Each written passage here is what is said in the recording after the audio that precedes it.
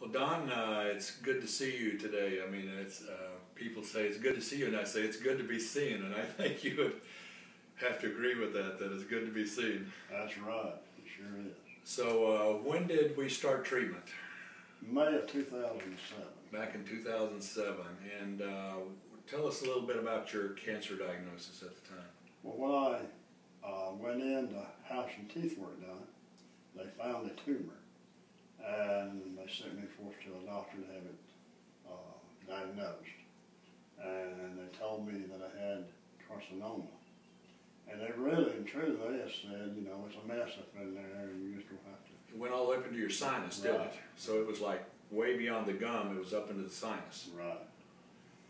And so when they told me that all the thing they suggested was just using chemo, you know. And so that's when we came to you.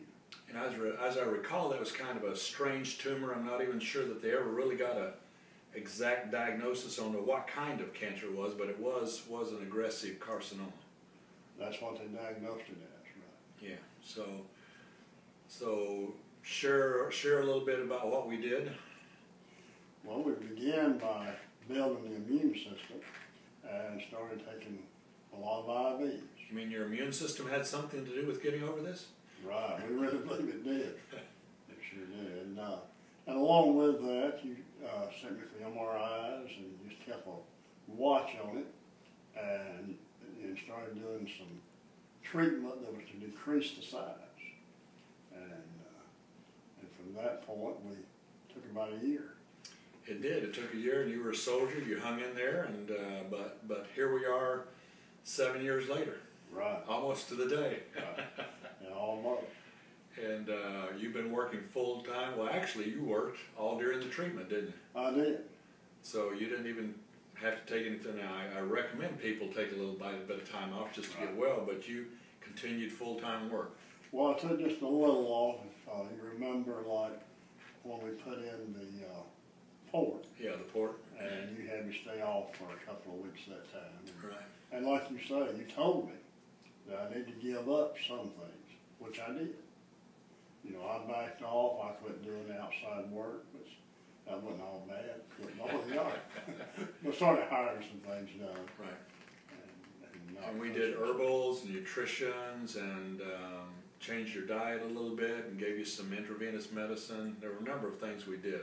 That's right. Well, it is.